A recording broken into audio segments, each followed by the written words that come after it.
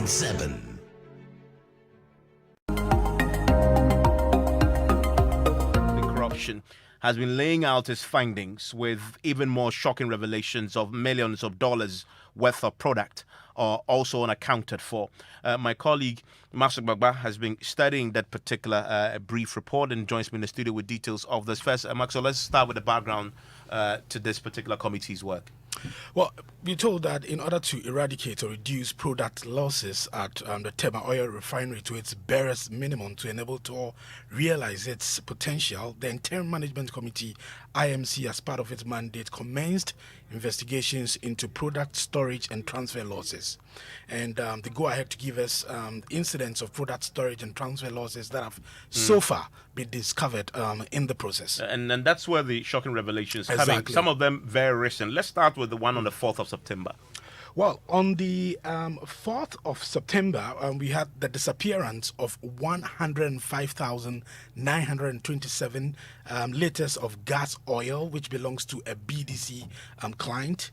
We are told also that there was a wrongful loading of 252,000 liters of aviation turbine kerosene instead of regular kerosene into BRV trucks at the loading gantry between 21st and then 25th September 2021. And then There's more disappearance. Exactly. In April 2021, there was the disappearance of 18 drums of electrical cables worth 10.4 million Ghana cedis from the technical storehouse of Tor, which was discovered, like you mentioned, in April 2021. So the three things you've mentioned, all very recent this year. Exactly. The latest one, it's on the 4th of September. We have the 21st to 25th September, 4th of September, and then April 2001. Exactly. But then they also go way back to 2012, 2015. Exactly. So we're told that there was a disappearance of LPG belonging to a client between 2012 and 2015, and as a result of which Tor became indebted to the client to the tune of $4.8 million US, as confirmed by an Ernst and Young audit. I see. Yeah. And there's also a loss of NAFTA, to a BDC client as well in there. Well, what has happened to the suspected staff? Well, we are told that a number of staff members who hold various positions of responsibility with respect to the transfer of products have been queried and interdicted pending the outcome of investigations. We are also told that while the investigations are all ongoing, TOR is actually urging staff to remain calm and be rest assured that the investigations are being conducted in accordance with due process of law. Anyone cleared in the process will be recalled from interdiction, while any form of liability will be dealt with in accordance with law.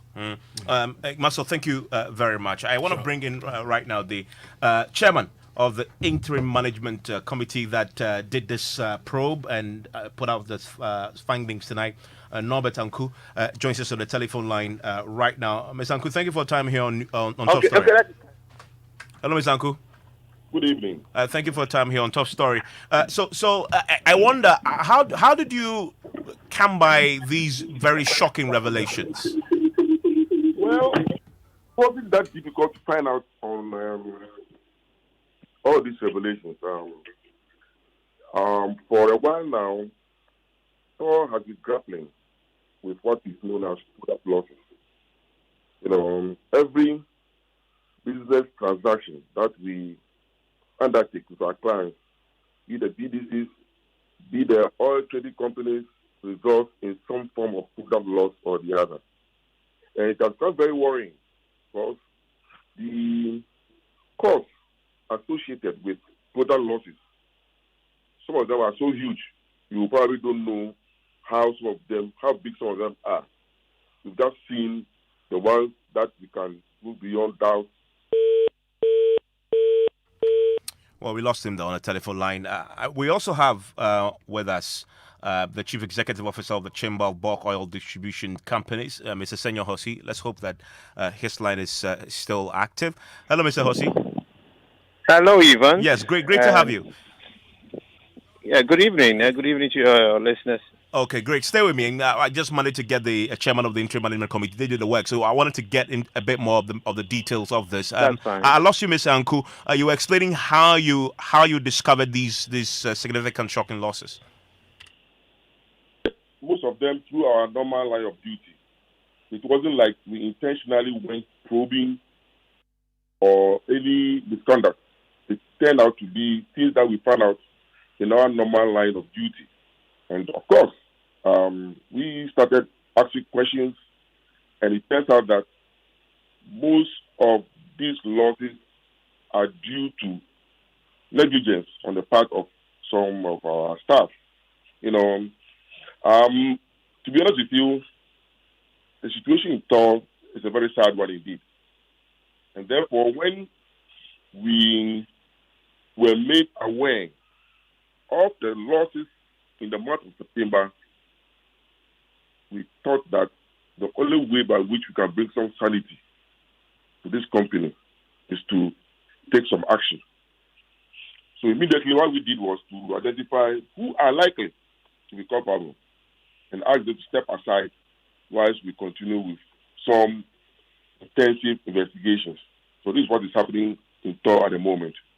I mean, you call it losses. I see in the statement you say disappearance. This is blatant. This is blatant. This is blatant stealing, is it not? No, not at all.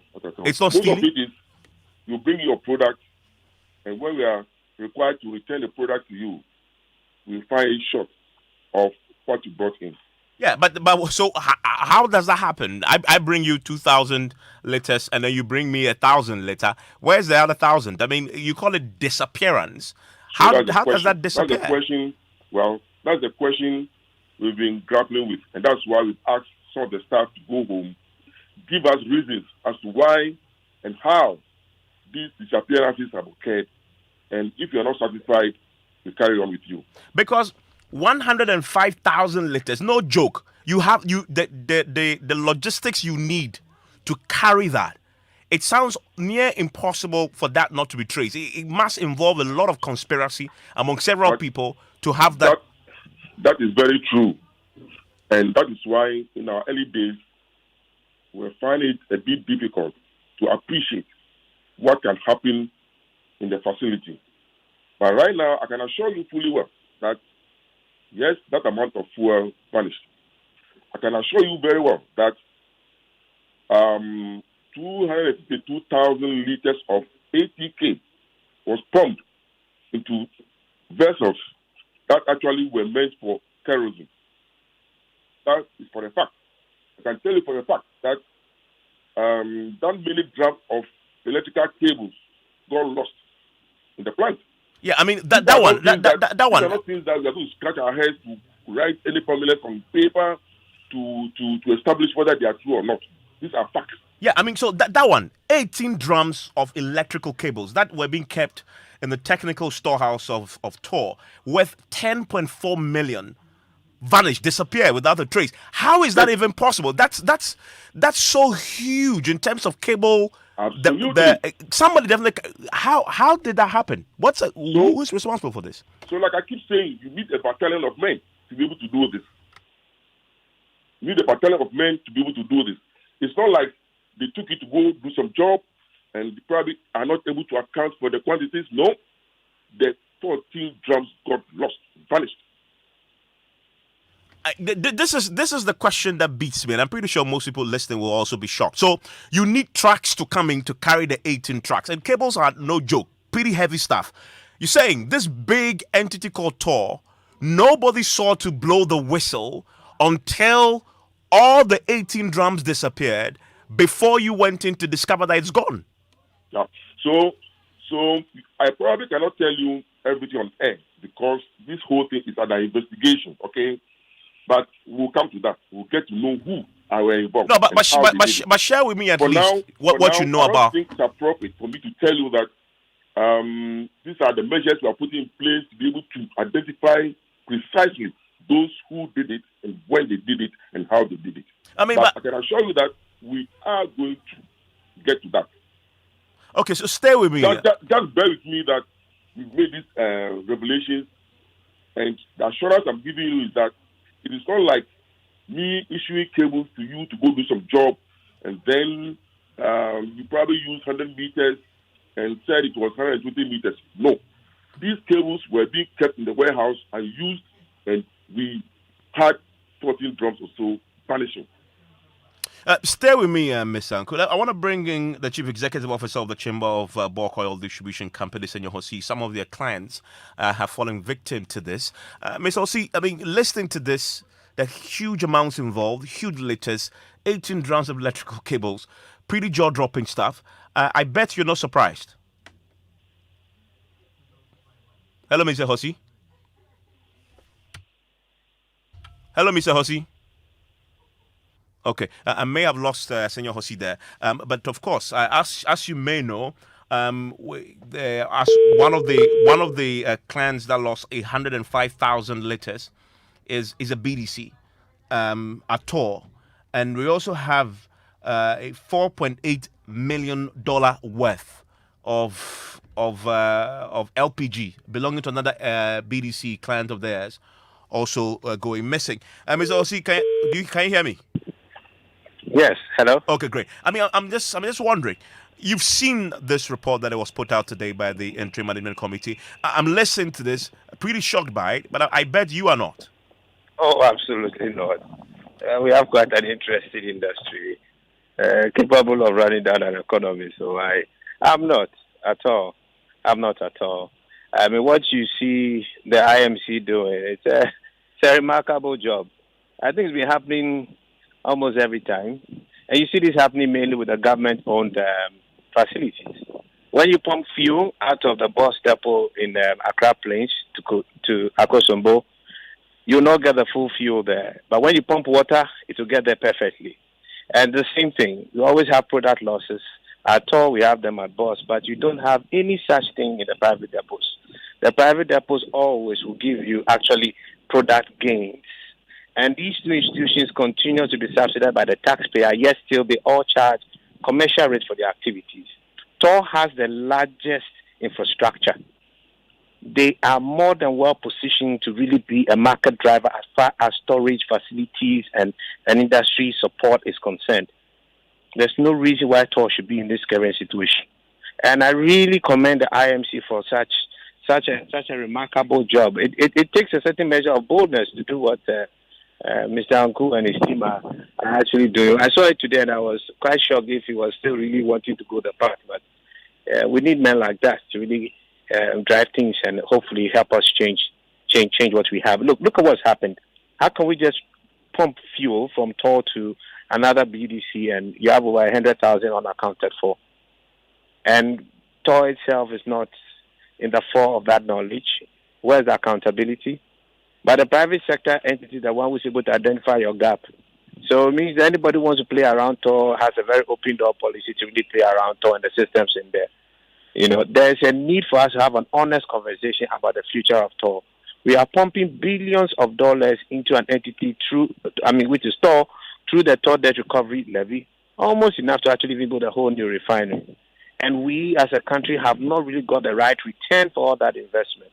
There is a need for us to have an honest conversation about TOR. The workers at TOR leave TOR, work at BDCs. We don't have these problems. But there's a problem at TOR, and we must be honest about it and fix it. I mean, Mr. Ossie, so you say this is possibly the tip of the iceberg and it's been happening for quite a while. Well, it's actually the tip of the iceberg. We've been reporting about products not being accounted for. You know, I have had to chair the committee that actually looked at the contamination jet fuel at bus, and we saw all kinds of interesting things. I mean, you have septic trucks that can enter TOR and come back, and the fecal matter that they take is the same as fuel. That's what happens. You're kidding me. You mean... it's a fact. We all know it in the industry. You mean people are using septic tanks? What do you call those trucks? Yeah, I know what you mean. I mean, the trucks that we use to extract fecal matter. Yeah. And you say people use that to disguise the transportation of actual products. Absolutely. And this is done, and to be fair, you have people at TOR, you have people from the oil marketing industry, people from the bulk distribution industry, people from customs, all kind of miscreants conniving to get it done. Because you can't move all that just like that. You understand? Today, look at the number of people who want and have an oil marketing license. Look at the number of people who want to have a BDC license. What are they taking this license for? All of a sudden, we have a string of new kind of operators calling themselves brokers. They broker any transaction in the industry, and everyone is somewhat politically connected. Where are they getting the products from? To sell products at the prices that they drive them at below market. Where?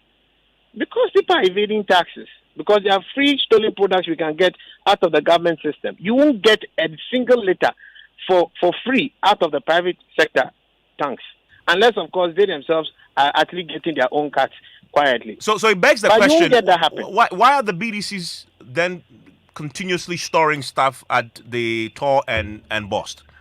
Well, for Bust, it's almost a necessity because we've created a zonalization policy that creates a monopoly for Bust, where you must necessarily sell through Bust.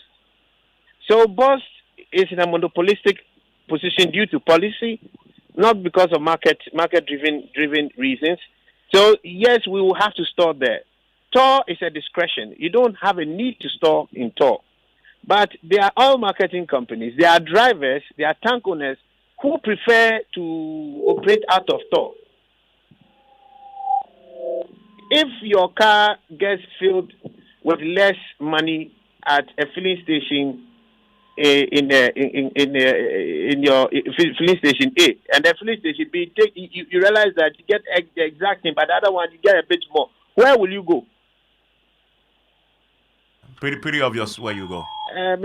Yeah, that's simply the thing. And hello, Mr. Hosi. Ms. Anku, do I have you? Okay. I may have lost both gentlemen on the line. We've been speaking to the Energy Ministry on this, by the way, because the Energy Minister was really involved in setting up this interim management committee. The ministry is very clear that the report that has now been laid forward will be put before the president and prosecutions will happen. This is a PRO. If you study the release that came from TOR, they are still in the process of it.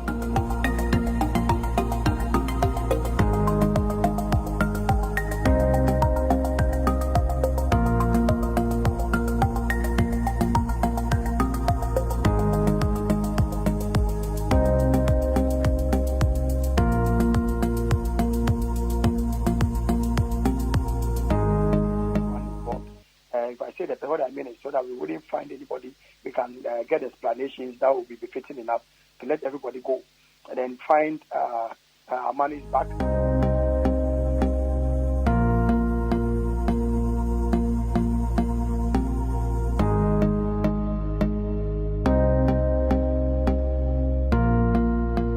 Super Hits Radio, Joy 99.7.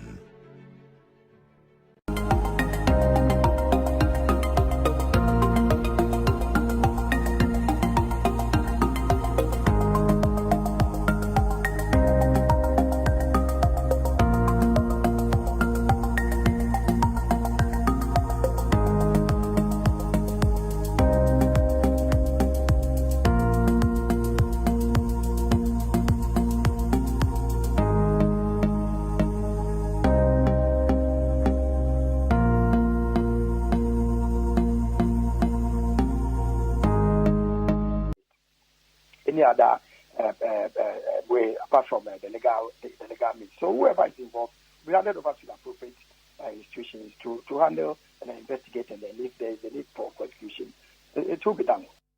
Kwesi Obingfosuizi, he speaks for the Energy Ministry. I still have with me the chairman of the Interim Management Committee that did the investigations, Mr. Norbert Anku.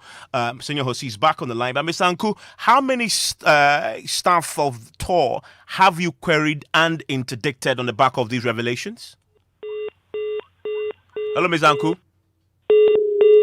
Hello, Senior Hosi. Hello, Mr. Hosi. Can you hear me? yeah, I can hear you. Great. I mean, we'll get Mr. Anku back and to get into, because they're taking some actions already. You were explaining why, in spite of the challenges you have, the losses you are struggling with TOR and Bust, your members still continue to store products at both depots instead of the private, depots where you don't have the same problem. You remember the chamber represents the private depots as well. All right. So every depot is qualified to be a part of the chamber, but people make their preferences. You have customers, oil marketing companies. They actually drive where they want to pick their products from, not the BDC. The BDC brings you cargo of 100 million liters. You, as a warehouse or a storage company, will just have to account for it. Well, we spend so much money as a state into these entities, and we expect to have a certain measure of responsible service from them, and that's not what we are seeing. I'm happy the IMC is taking steps to deal with it.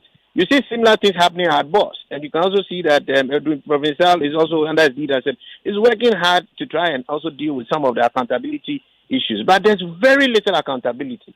The money that this country has lost through these two institutions, I mean, it's a very sorry situation if it's ever discussed.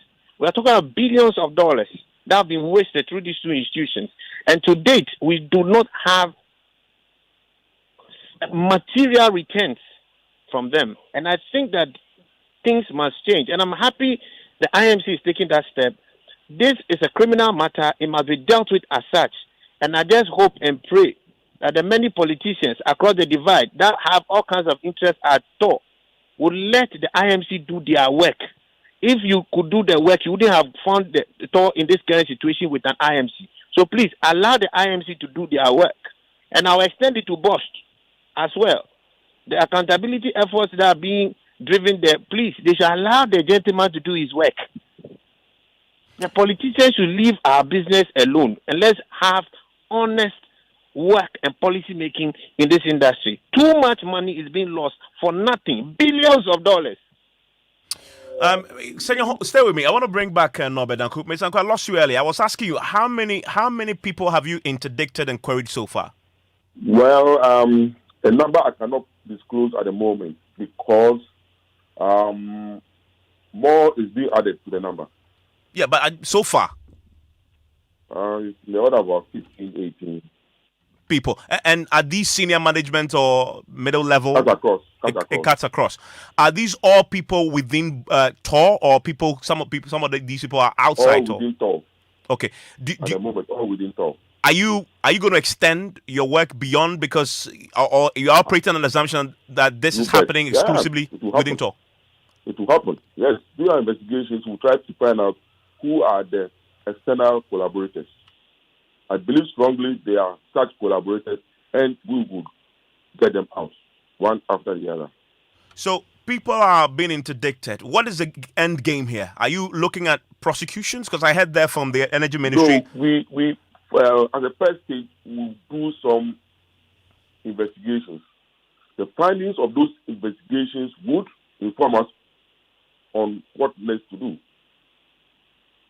The Energy Ministry says they'll await your recommendations on what to do. Are you empowered to recommend prosecutions? What do you think, or what do you expect? Senor has said it all, that billions and billions of dollars have been sunk into the thermal oil refinery. And this is what we see. This is a sad point of thermal oil refinery. Every day you go to work, somebody comes to sit in front of you crying that my product has been declared lost. Every day, day in, day out. I mean, it can't continue this way. So the question Seriously, is... it can't just continue this way. Something would have to be done. From all that I've heard, this has been happening. It's the tip of the iceberg. Why has it taken this long for action to be taken? Well, that's a good question. I think that this has all taken place earlier than this because, should I say, those guys are quite smart. Very, very, very smart guys. And you need to have a certain type of skill to begin to crack their intentions. I mean, have you... Go on. Yeah, as we go in and out of the plant each day, people try to whisper things into our ears. And you may think that, this thing is probably not true, too high to be true and all that. But to tell you the truth, now I believe almost everything that people tell me in my ears. I believe them. It is that bad. It is really sad and bad. Yeah. I'm grateful for joining me, Senor Hosi. Thank you very much. Also, and so that's the unfolding electrical cables stored in the facility's warehouse worth 10.4 million cedis disappeared. Well, he doesn't want to call it stolen. He says disappeared over a period, really, just gone in 18 drums, gone. 105,000 liters of gas oil just last month disappeared. A total of $4.8 million worth of LPG disappeared. I mean, that is the situation at all tonight. And the Energy Ministry says they won't treat this with kid gloves. They're expecting recommendations and they'll follow up with possible prosecutions. What do you make of this? What's your take on through taxes? Anytime you buy something, goes there, and yet the rot is playing out. 055 11 11 997. Let me hear from you on that. Newsnight starts in a minute.